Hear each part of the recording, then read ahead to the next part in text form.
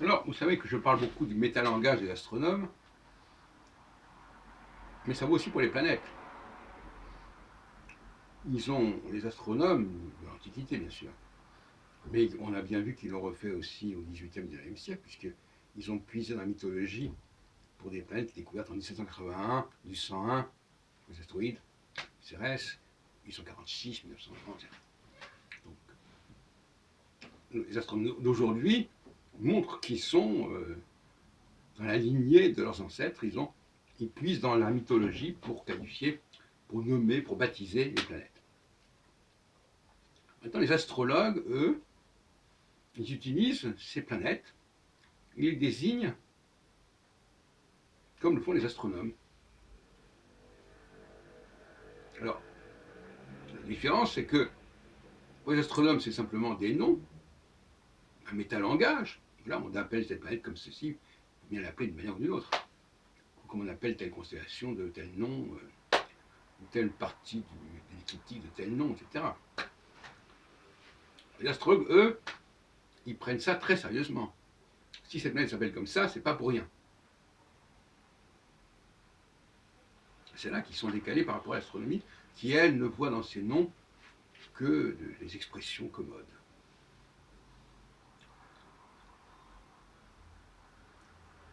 La question, c'est de savoir si le nom de ces planètes fait sens ou pas.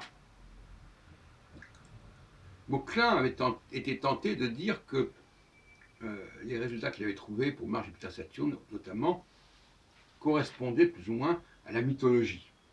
Ce qu'on en lit au niveau de la mythologie. Bon, j'en ai déjà parlé, je ne reviens pas là-dessus dans les médias.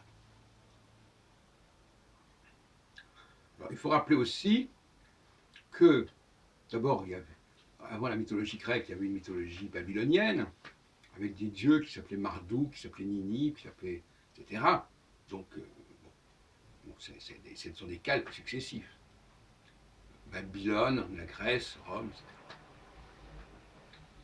Mais aussi qu'on appelait, par exemple, la planète Mars, on l'appelait la planète rouge, parce qu'elle était rouge. Elle avait un reflet rouge.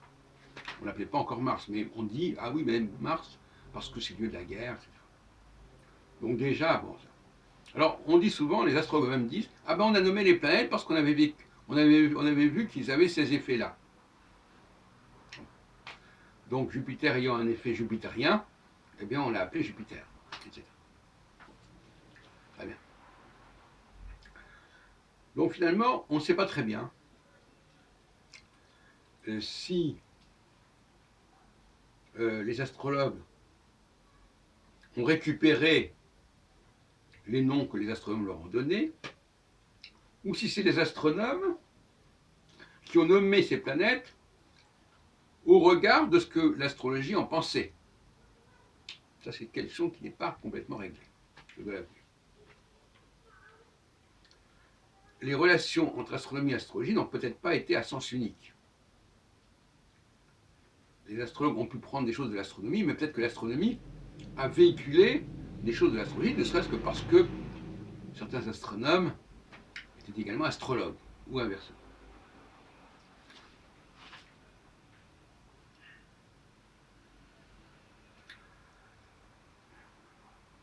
En tout état de cause,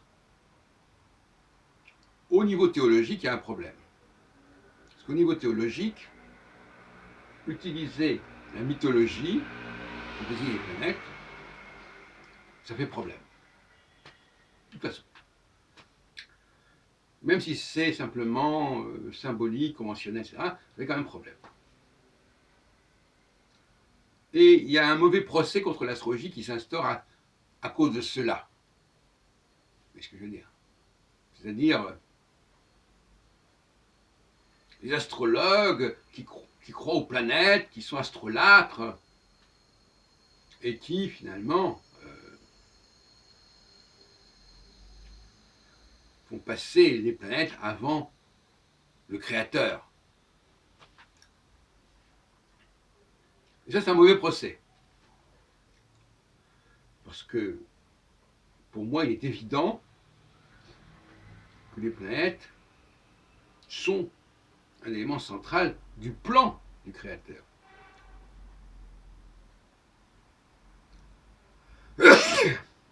Et que les dieux, ce qu'on appelle les dieux de la mythologie, ne sont que des fonctions, finalement.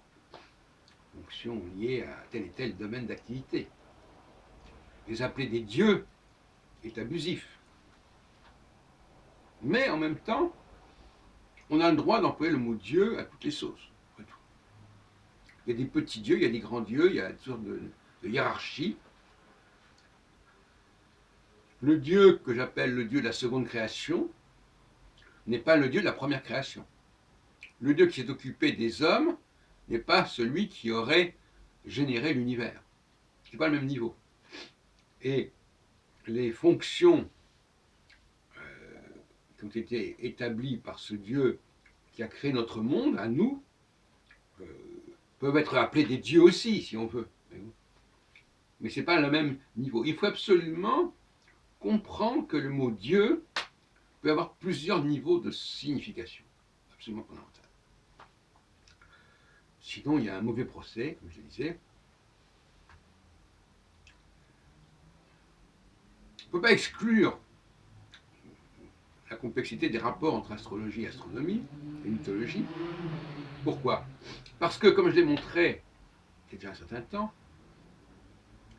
quand il a fallu donner des noms aux planètes qu'on connaissait dans l'Antiquité, il y avait beaucoup plus de dieux que de planètes. Et comment a-t-on fait le tri entre les dieux qu'on attribuait, auxquels on attribuait des demeures planétaires et les dieux qui étaient laissés de côté?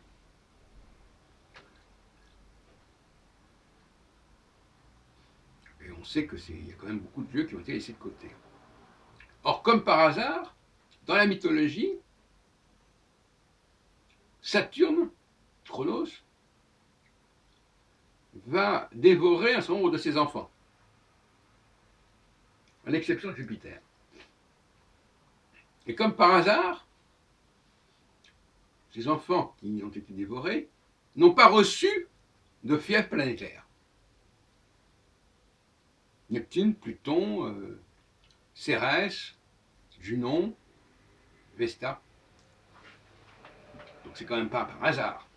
Donc ça veut dire que l'histoire, le narratif de la mythologie gréco-latine, gréco-romaine, est marqué par l'astronomie, sinon par l'astrologie. Sinon par l'astrologie, pas forcément. En tout cas, les astronomes, eux, ils ont été obligés d'en évacuer un certain nombre de ces dieux, parce qu'il y en avait trop. Et donc, par conséquent, l'astronomie et la mythologie, ou certains récits mythologiques, sont liés, sont interdépendants.